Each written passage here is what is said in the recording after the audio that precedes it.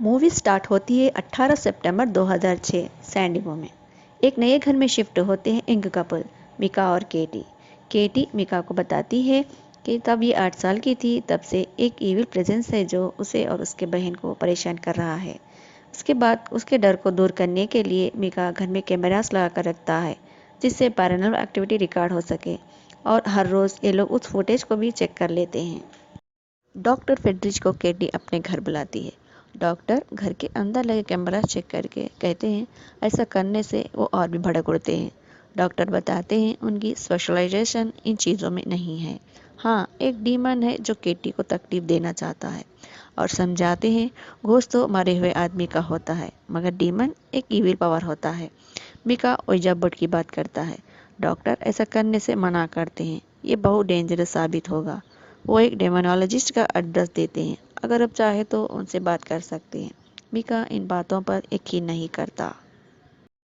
मिका समझता है कुछ किताबों को पढ़कर उसे भगा देगा। यहाँ अब घर में छोटे छोटे पैरानॉर्मल एक्टिविटीज़ होना शुरू होते हैं, जैसे बेडरूम का डोर अपने आप खुलना, लाइट्स ऑन ऑफ होना, घर में अजीब सी आवाज़ें सुनाई देना। मिका उस स्पिरिट से सवाल करने की बात करता है। चाबियाँ खुद ब खुद हिलकर नीचे गिर जाती है। एक रात डीमन गुस्से से नीचे कूदने की आवाज़ आती है और डोर खुलना और बंद होने लगता है।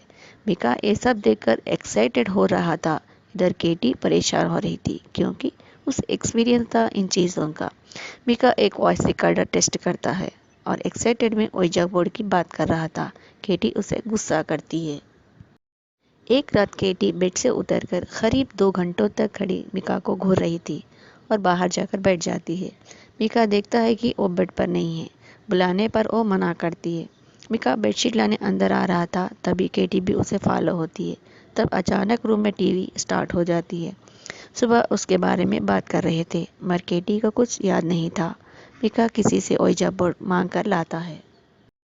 ओइजा बोर्ड घर में रखकर घूमने के लिए बाहर जाते हैं। वापस आने पर देखता है कि वो बोर्ड जल चुका था। ये एक इशारा था जो मिका समझ नहीं पा रहा था।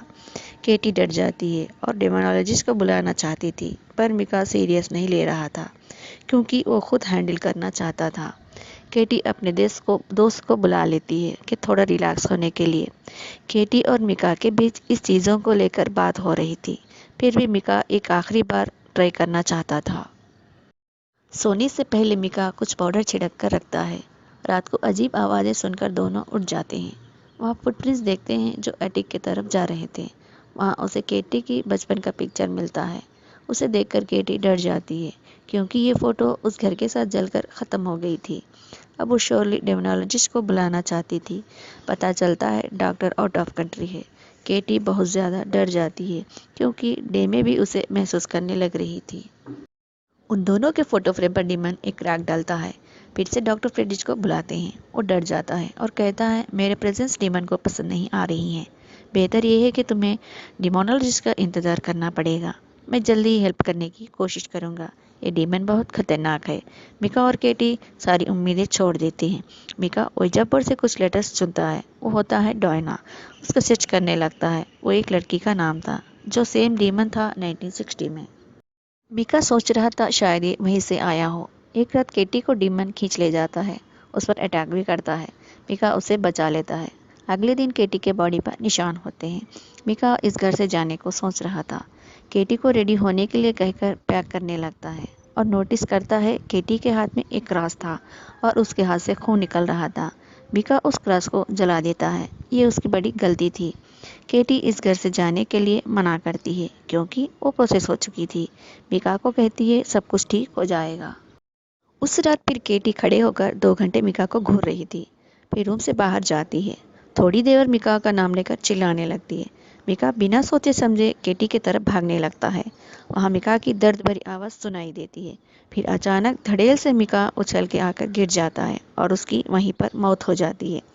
केटी पूरी तरह पोसेस हो चुकी थी। मिका के बॉडी को चेक करती है, फिर एक डिमोनिक स्मेल देती है और कैमरा ऑफ कर देती है।